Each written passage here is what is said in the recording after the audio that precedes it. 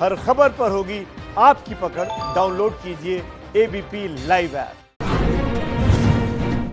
गृह मंत्रालय का निर्देश, किसी भी दुकान पर एक समय में अब 5 से ज्यादा लोगों की भीड़ नहीं रहेगी, नहीं तो होगी कार्रवाई।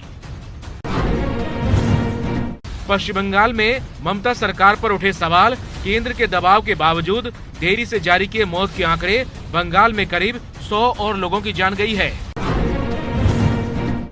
नामी शायर मुनव्वर राणा की सीएम योगी से अपील, कहा योगी जी पीने वालों को शराब पिलवाइए लेकिन हमें गोश्त तो खाने दीजिए। यूपी के सीएम योगी का दावा, यूपी में 14 लाख मनरेगा मजदूरों को दिया गया है काम। सीएम योगी बोले, दूसरे राज्यों से वापस लौटे 6.5 लाख मजदूरों का भी ख्याल रखा जाएगा।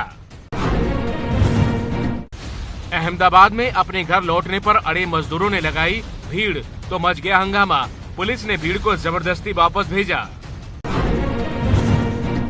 दिल्ली के तिलक नगर में शेल्टर होम से भागे 50 से ज्यादा मजदूर, 17 को पकड़ा गया। मरीज नहीं है, लेकिन इन मजदूरों को एहतियातन क्वारंटीन में रखा गया है। प्रवासी मजदूरों को लाने में एमपी सरकार की खुली पोल, गुजरात से 63 मजदूरों को एक ट्रक में भरकर लाया गया, 4 दिन तक खाना भी नहीं मिलने का आरोप। दिल्ली के पास ग्रेटर नोएडा में जिम्स अस्पताल के कर्मचारियों ने प्रदर्शन किया। स्वास्थ्य कर्मी टेस्ट कराने की मांग कर रहे हैं। यूपी के झांसी में सड़क पर उतरी मेडिकल कॉलेज की नर्स, कोरोना से सुरक्षा के लिए जरूरी सामान न मिलने का आरोप लगाया।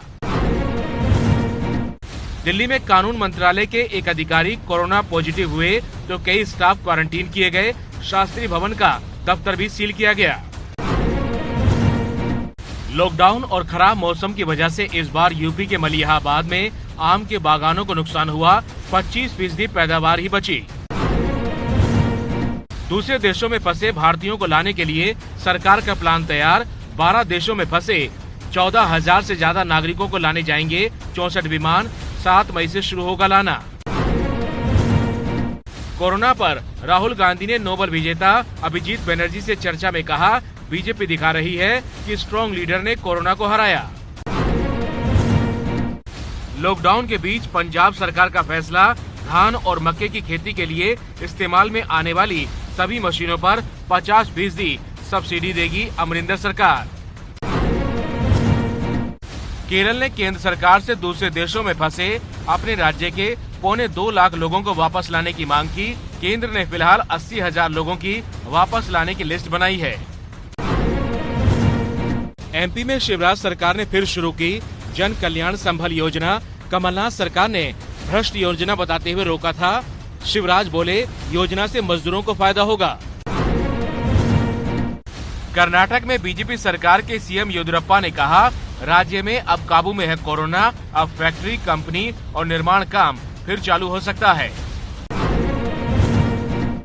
राजस्थान के कोटा में फंसे बिहार के छात्रों को ट्रेन पटना लेकर पहुंची। सभी छात्रों की जांच होगी, एहतियातन अलग भी रखा जाएगा। शिक्षा मंत्री रमेश निशंक पोखरियाल का ऐलान, आईआईटी जेईई की मुख्य परीक्षा 18 जुलाई से और नीट की परीक्षा 26 जुलाई को होगी।